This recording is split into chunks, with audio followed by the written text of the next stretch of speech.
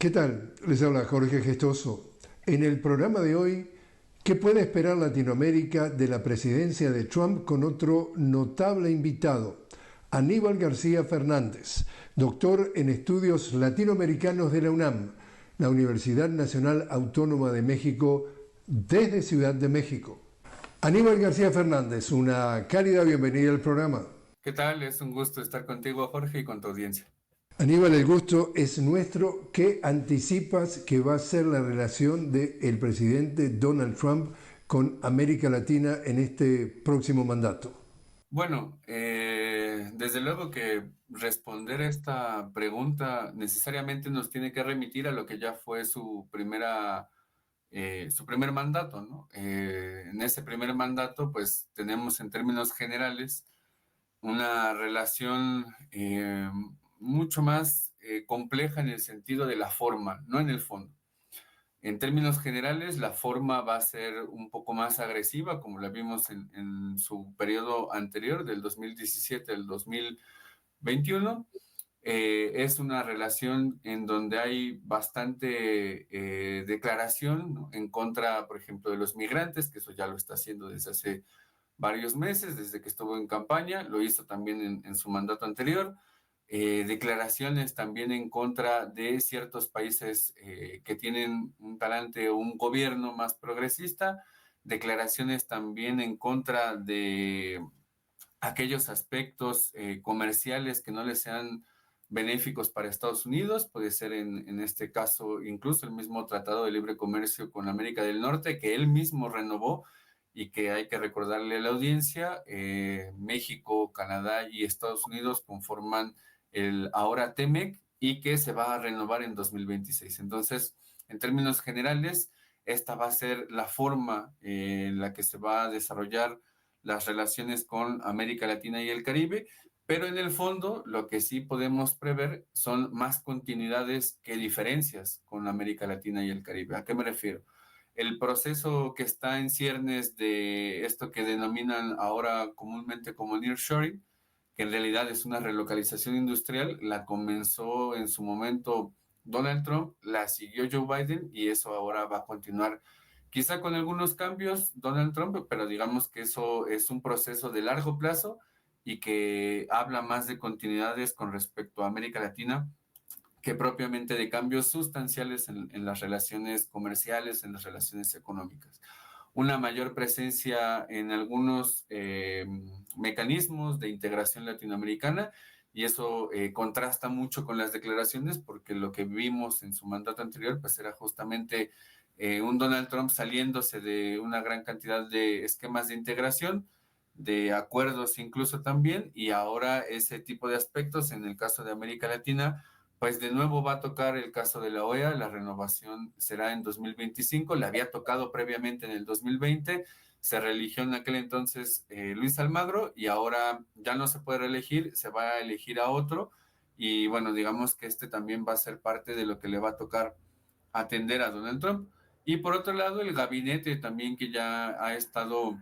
conformando, que hace falta también que lo ratifique el Senado de Estados Unidos. Sin embargo, el gabinete que tiene Donald Trump sí es un gabinete de gente anticastrista, anticomunista, de gente que ha tenido expresiones en contra de los migrantes, en contra de varios gobiernos de América Latina, y eso va a ser parte también de la forma en la que se conduzcan las relaciones exteriores de Estados Unidos con América Latina, Jorge. ¿Qué anticipa que puede ser la presidencia de Trump respecto a nada menos que Venezuela, Cuba y Nicaragua? Bueno, en su momento, el gobierno anterior de Donald Trump los definió como la troika de la tiranía. Y hay que recordar que la parte más dura del bloqueo económico contra Cuba la puso precisamente Donald Trump, que es parte de este capítulo 2 de la ley Helms-Burton, que está desde la década de los 60 y que, bueno, eso se ha ido renovando constantemente conforme ha pasado el tiempo, pero digamos que lo que persiste es precisamente este bloqueo económico que tiene contra Cuba. Y eso muy probablemente siga su curso y persista esta forma de dirigirse hacia la isla, hacia Cuba, pero también digamos que ahora tenemos un panorama internacional bastante diferente con respecto a aquella primera vez que fue elegido Donald Trump. En el caso de Venezuela también ya tuvimos las elecciones, eso ya pasó. Ahora tenemos un nuevo mandato de Nicolás Maduro. Sin embargo, también lo que vimos en su momento, pues fueron distintas estrategias, tanto de invasión, de presión económica, política y también de relaciones internacionales sobre Venezuela, que fueron tendientes a aislarlo mucho más de lo que estaba antes. Ahora, este tipo de aspectos pues desde luego que pueden ser distintos en el sentido de que hace 6 años, por ejemplo, o hace 8 años, no teníamos una relevancia tan importante como la tiene ahora el petróleo después de que sucedió la pandemia y después de que sucedieron dos conflictos, el de Ucrania y esta invasión y este genocidio que ha hecho el gobierno israelí sobre los palestinos. Entonces el petróleo también es, digamos, ahora un elemento que permite a Venezuela justamente posicionarse en otro lugar y habrá que ver también cómo son las negociaciones ahora en este sentido. Y en el caso de Nicaragua, pues desde luego que no podemos dejar de lado la parte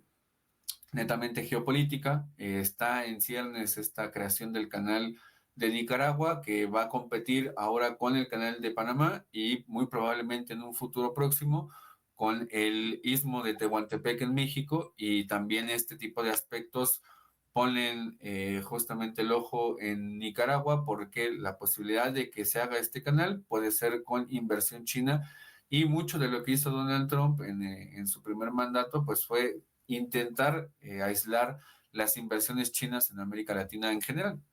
Si vamos repasando, digamos, de norte a sur, en lo que se puede ser anticipando esta relación de la presidencia de Trump con nuestra América Latina, tú mencionabas México, estamos hablando de un país donde prácticamente está estrenando presidenta Claudia Sheinbaum, que tiene un éxito más que interesante en materia de niveles de aprobación, anda por el 70 y algo por ciento, y ya ha habido algunos cruces de palabras entre Sheinbaum y Trump, aún sin llegar a la Casa Blanca. ¿Cómo ves que va a ser o que podría ser la relación entre estos dos nuevos presidentes, nuevos en el sentido de cada uno de la llegada a sus respectivos países? Mira, esa parte va a ser sumamente interesante y relevante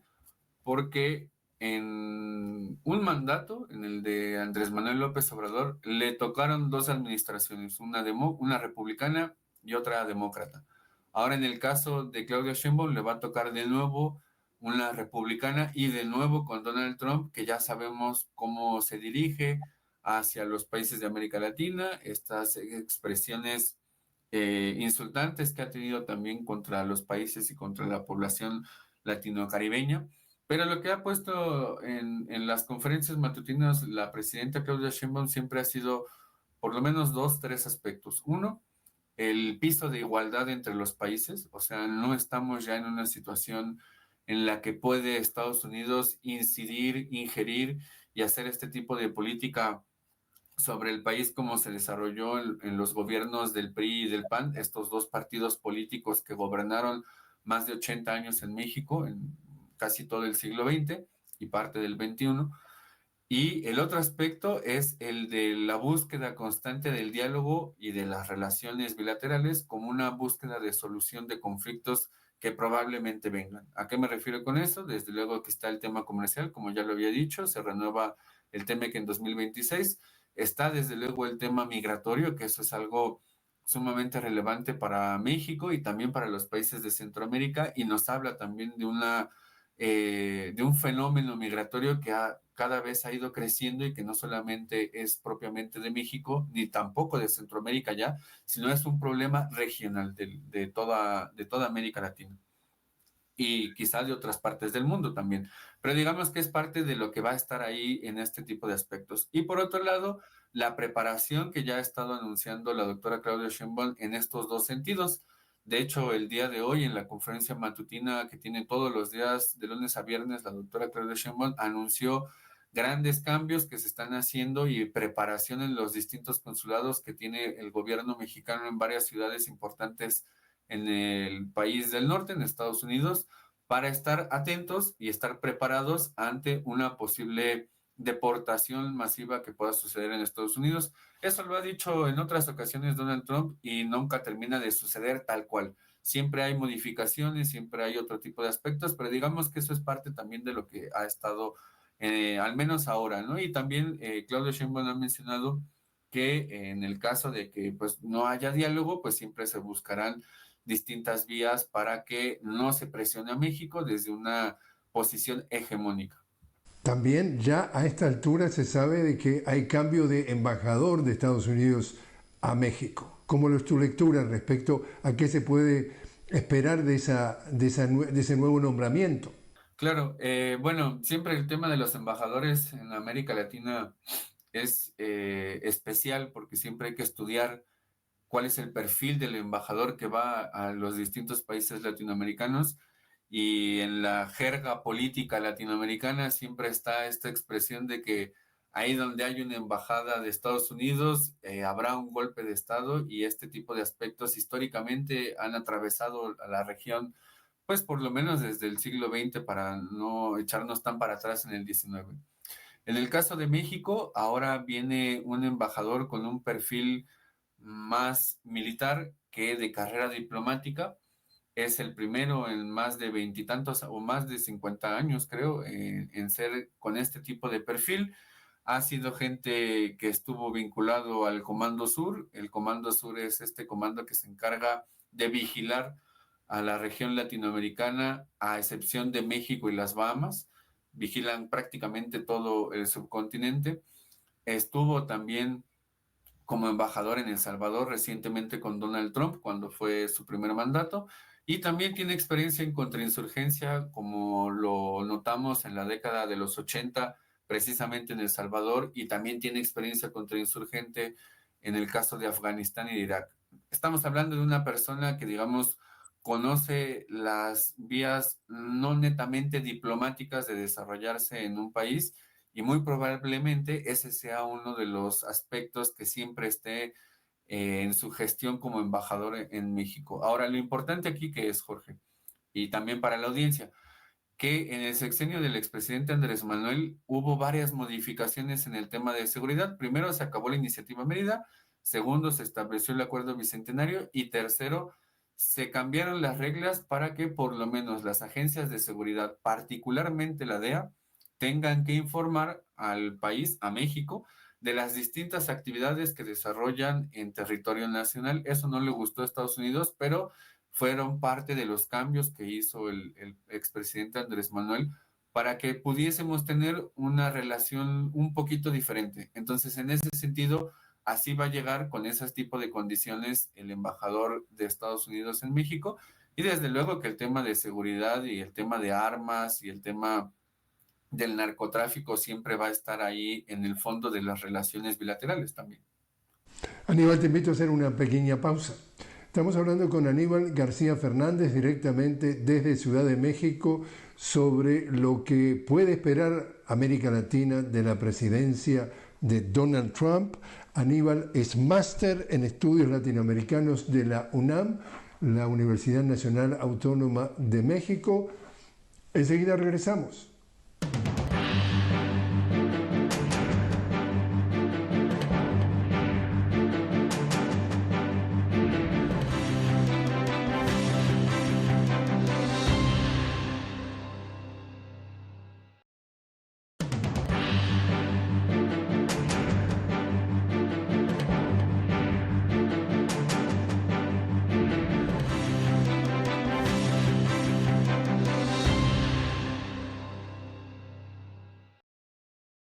Continuamos hablando con Aníbal García Fernández desde Ciudad de México. Aníbal, doctor en estudios latinoamericanos de la UNAM, la Universidad Nacional Autónoma de México. Estamos hablando sobre lo que puede esperar Latinoamérica de la presidencia de Donald Trump y su relación con nuestra región.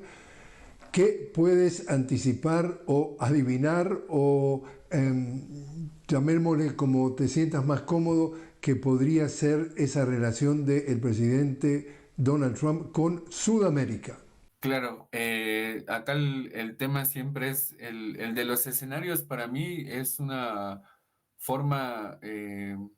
bastante compleja de analizar las cosas, pero particularmente a mí lo que me agrada es no dejar de lado la parte histórica, ¿no? Porque nos da en cierta medida sustento también para decir qué es lo que podría venir en función de las tendencias que uno ve a lo largo del tiempo. Y en ese sentido, parte de lo que hemos visto en Sudamérica, y hace un momento mencionaba el Comando Sur, tiene que ver con esta forma en la que Estados Unidos ha visto a América Latina y el Caribe en general. O sea, en 2023 la doctrina Monroe cumplió 200 años de que se anunció en su momento y tiene mucho más vida cuando tenemos administraciones que son republicanas, porque suelen analizar a América Latina como parte de su patio trasero y eso es, digamos, parte de lo que hemos visto históricamente. Ahora con la administración que viene de Donald Trump, muy probablemente este tipo de aspectos continúen y también continúen en un escenario que cambió desde antes del 2020 a la actualidad, pero que lo que sí persiste es esta forma de ver a América Latina como un reservorio de recursos, que además América Latina tiene varios recursos que son estratégicos, no solamente en términos energéticos, sino también en temas de minerales críticos que ahora se van a usar para llevar a cabo toda esta transición energética que se ha visto en las últimas décadas, pero también tiene esta característica el continente de que ahora empieza el gobierno de Estados Unidos a engarzar varias de las políticas de seguridad a nivel internacional y también el establecimiento de distintas estrategias que ha ido seccionando por subregiones o por países. Esto lo comenzó en su momento el mismo Donald Trump, lo continuó Joe Biden desde otra perspectiva, pero digamos que persiste esta continuidad en términos, por ejemplo, de la búsqueda de establecer mecanismos para atender la migración. Decía hace un momento, el problema ya no es solamente de México y de Centroamérica, sino es un problema netamente regional y en eso están metidos en las distintas estrategias, tanto Colombia como Ecuador, como Perú incluso. Y ahora también tenemos esta otra estrategia que tiene que ver con la parte de lo que mencionaba hace un momento del nearshoring, de esta relocalización industrial que ha hecho que varios países de la región estén metidos en este tipo de estrategia. Desde Centroamérica, desde el Caribe, incluso ahora hasta Colombia y Ecuador con mucha más relevancia. Y el caso particular de Ecuador es algo sumamente importante porque lo que notamos ahí es que incluso con la administración de Joe Biden, lo que se hizo fue avanzar tanto en Ecuador al grado de deteriorar digamos, la seguridad ciudadana que había en este país, que en algún momento cuando estuvo el expresidente Rafael Correa fue uno de los más seguros de la región, ahora es uno de los más inseguros y desembarcaron digamos, parte del aparato de seguridad del gobierno de Estados Unidos en este país, que tiene una gran particularidad. Tiene una pequeña serie de islas, que son las Galápagos, en donde en los últimos 2 años, por lo menos, Estados Unidos avanzó lo suficiente hasta llegar a establecer acuerdos de seguridad que le permitirían establecer un polígono, perdón que repita mucho la palabra seguridad, pero un polígono de seguridad con miras hacia el Pacífico que tenga como objetivo o como finalidad en un futuro próximo establecer un perímetro de seguridad en parte del Pacífico con miras a establecer un conflicto con China. No un conflicto en términos militares, pero sí un conflicto comercial como fue el que comenzó en su primera administración Donald Trump y que eso desde luego que continuará ahora con esta nueva administración que tendrá a partir del año que sigue, en 2025. Entonces, el caso de Ecuador particularmente se convirtió en un país clave para las cuestiones de seguridad, tanto regional como internacional. Y en el caso regional, ahí me salto ahora al caso de Colombia, porque cuando llegó Gustavo Petro, a gobernar en Colombia, digamos que toda la parte que era de asistencia militar y asistencia en seguridad lo fueron perdiendo los estadounidenses y por eso la necesidad de buscar otro país. Y en el caso de Colombia están ahí varias estrategias que tienen que ver con cuestiones de energía, con cuestiones de agricultura, que eso es algo también sumamente relevante y que lo comenzó ahí precisamente Joe Biden, pero que digamos eso continuará porque parte de los dos aspectos a nivel internacional que se están disputando es la energía por un lado y por el otro lado la parte netamente de la agricultura, de la producción de alimentos ante un cambio climático que desde luego eso nos los va a modificar mucho en la producción y América Latina y particularmente el caso de Colombia tiene una de las partes de las tierras más fértiles de la región. Entonces, por eso están ahí varias estrategias que tienen que ver con la producción agrícola. En el caso del Cono Sur, Argentina, Brasil, Uruguay, pues ahí otra vez tenemos una modificación en los tres países en términos políticos. Cuando estaba en la anterior administración Donald Trump, teníamos en el caso de Argentina todavía un gobierno de Mauricio Macri, en el caso de Brasil un gobierno de Jair Bolsonaro y en el caso de Uruguay un gobierno todavía eh, ahí, si no mal recuerdo, era un gobierno todavía del Frente Amplio. Y eso cambió. O sea, ahora tenemos un gobierno de derecha, de extrema derecha en Argentina, tenemos un gobierno ahora de Lula en Brasil y acaba de triunfar el Frente Amplio en Uruguay. Entonces, digamos que esto también modifica las relaciones en el caso del Cono Sur. Sin embargo, ahí en el caso de Argentina es algo sumamente preocupante por las políticas que han establecido ahí en contra de su población, digamos, el aumento de la pobreza extrema, la cantidad de desinversión que ha tenido el país, el grado de desindustrialización que ha alcanzado últimamente, pues es parte también de las políticas que le interesaban desde largo plazo a los gobiernos estadounidenses y eso continúa ahora bajo el gobierno de Javier Milei. Para terminar esa parte, el caso de Chile es también eh, difícil de definir porque tenemos un gobierno como el de Gabriel Boric, que todos y todas pensábamos que iba a ser un poco más cargado a la izquierda, un poco más progresista, pero lo que hemos visto es que ha acompañado varias de las estrategias de Estados Unidos, incluso declaraciones también en contra de otros países, como fue en su momento el caso de Venezuela. Y ahí cabe la posibilidad de que ahora con una administración Donald Trump haya un poquito de cambio en las relaciones con Chile y Estados Unidos, Jorge. Entonces te decía, para finalizar, hablemos un poco de lo que tú anticipas que puede ser la relación con Centroamérica. Ya sabemos que anda muy a la Trump, anunciando cosas rimbombantes como siempre lo ha sido. Nosotros hemos cubierto su primer mandato, así que lo conocemos perfectamente porque lo hicimos desde Washington. Estamos hablando de que anuncia estas cosas como que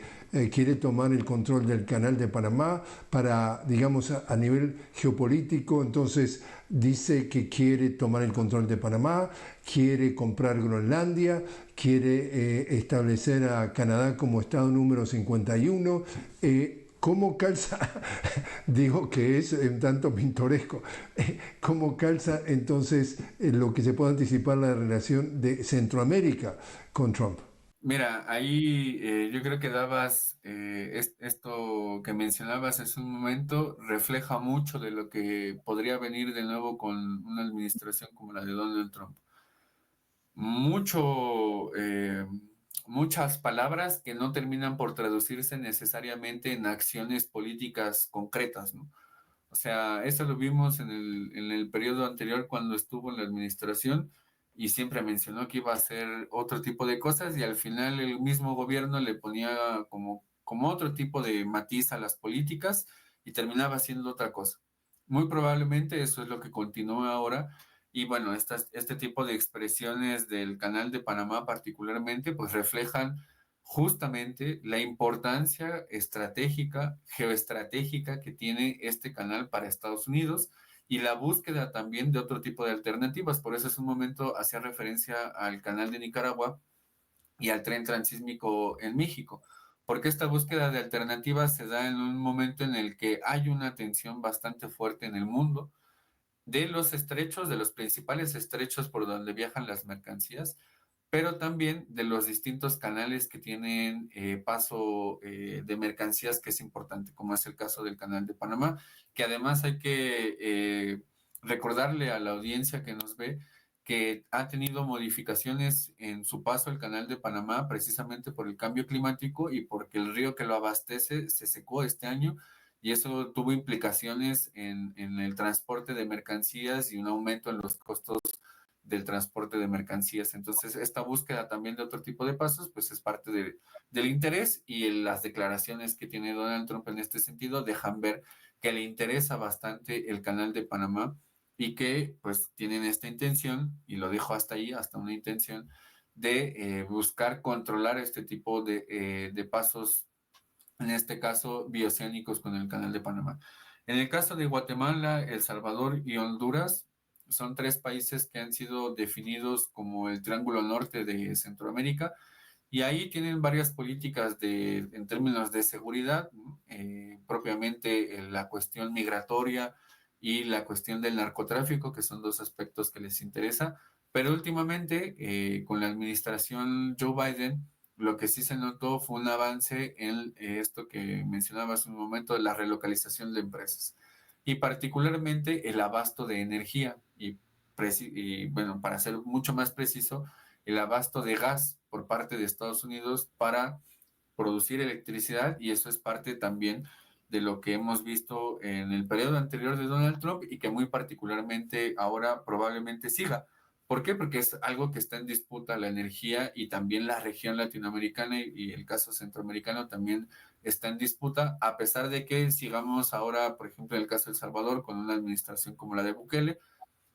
pero en el caso de Guatemala y Honduras, con países que tienen ya gobiernos progresistas, y que bueno, ahí lo que podríamos esgrimir como algo que podría suceder es la búsqueda de una unión de estos países para hacer un frente común, no solamente Centroamérica, sino también México, para hacer un frente común a las distintas políticas que vengan en temas migratorios, que eso es, digamos, lo fundamental para estos tres países, Jorge. Aníbal García Fernández, muchísimas gracias por haber estado con nosotros. Gracias a ustedes y un abrazo hasta allá.